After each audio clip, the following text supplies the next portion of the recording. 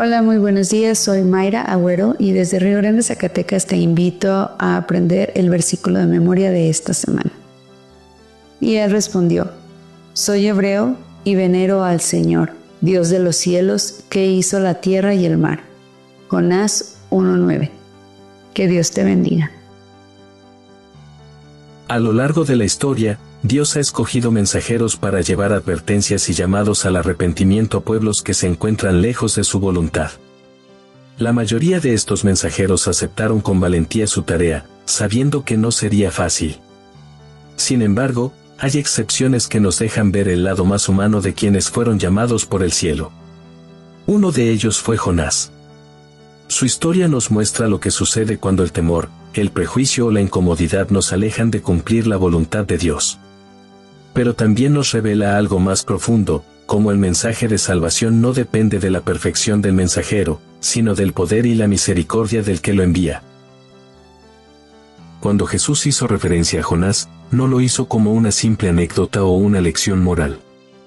Utilizó su experiencia como una señal profética, apuntando directamente al momento más importante del plan de redención: su muerte, sepultura y resurrección. El mismo Jonás, que fue tragado por un gran pez y estuvo 3 días en sus entrañas, se convirtió en una figura que prefiguraba lo que el Mesías haría voluntariamente por la humanidad. Jesús rescató del Antiguo Testamento un mensaje que, para muchos, era una historia olvidada, y lo colocó en el centro del mensaje de salvación. Es así como la historia de un profeta que huyó de su llamado termina apuntando hacia el más grande de todos los llamados: la salvación eterna. Bienvenidos, mi nombre es Augusto Palacios y esto es Estudiando la Lección.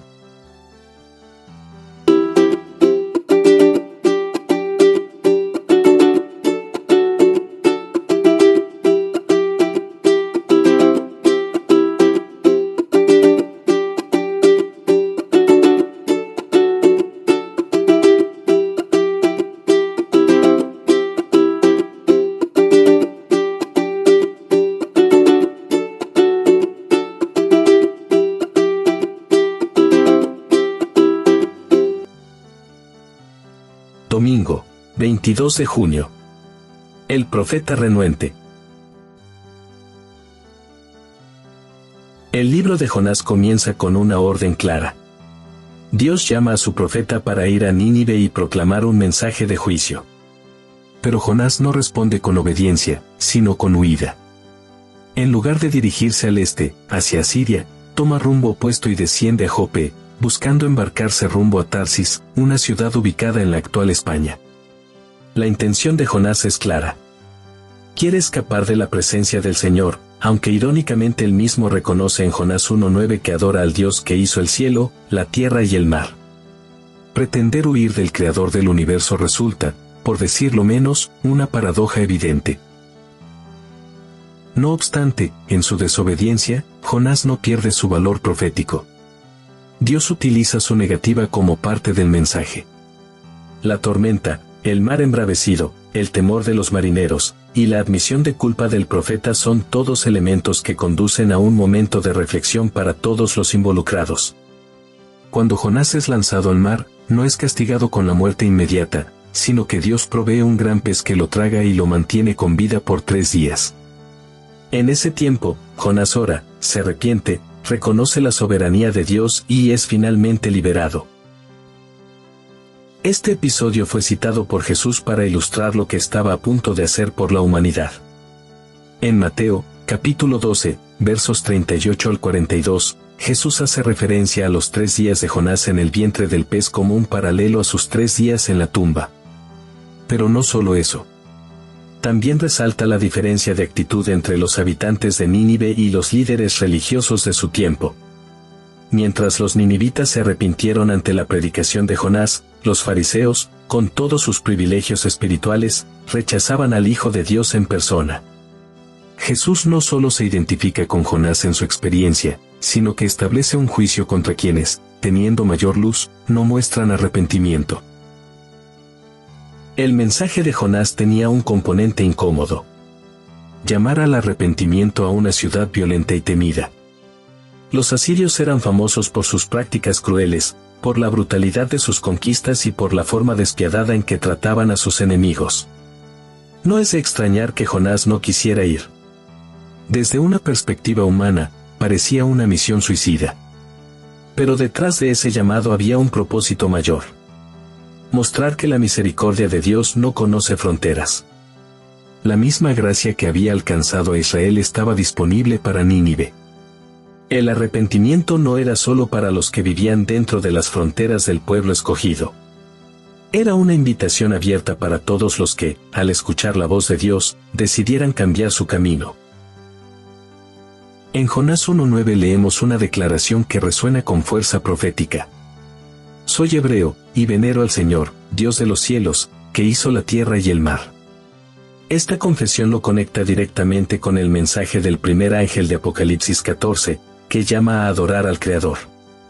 Así como Jonás fue enviado a una gran ciudad para advertir acerca del juicio venidero, el pueblo remanente de Dios ha sido comisionado para anunciar el Evangelio eterno y advertir al mundo sobre los acontecimientos finales. Y así como Jonás resistió al principio, muchos en la iglesia actual sienten temor, inseguridad o incluso rechazo ante la idea de llevar un mensaje que puede ser impopular. Predicar que Babilonia ha caído, que hay un juicio en marcha, que se avecina una crisis de adoración, no es algo que atraiga elogios ni aceptación popular. Decirle al mundo salgan de ella, pueblo mío, no es una tarea cómoda. Exige valor, discernimiento y, sobre todo, dependencia total de Dios. Pero esta es la tarea que se nos ha encomendado. Y aunque a veces nos parezca que el mundo no escuchará, que nuestras palabras caerán en oídos sordos, la historia de Jonás nos recuerda que la obediencia, aun cuando es tardía, puede producir resultados sorprendentes. Nínive se arrepintió.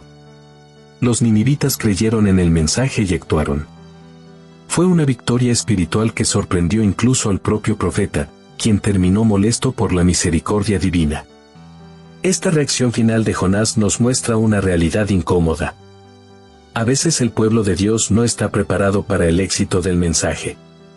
Nos acostumbramos tanto a la oposición, a la indiferencia, que no sabemos cómo reaccionar cuando alguien responde con humildad y fe. Pero Dios sigue siendo el mismo. Su propósito no es castigar, sino salvar. Y si nuestra predicación, por la gracia de Dios, mueve corazones al arrepentimiento, debemos regocijarnos y no resistirnos. El mensaje de Jonás, el mensaje de Jesús y el mensaje del primer ángel están unidos por un mismo hilo. Advertencia, llamado al arrepentimiento, y la promesa de salvación para quienes aceptan la verdad. Como iglesia, hemos sido llamados a proclamar ese mensaje. Y aunque el camino sea difícil, aunque nuestras propias debilidades nos detengan a veces, la historia de Jonás nos enseña que Dios puede obrar incluso a través de un mensajero renuente.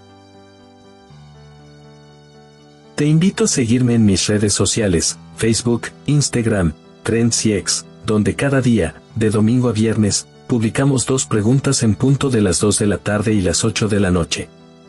Estas preguntas están diseñadas para reforzar nuestro aprendizaje y generar retroalimentación. Tus comentarios son valiosos y enriquecen nuestro estudio. Únete a la conversación y comparte tus reflexiones con nuestra comunidad.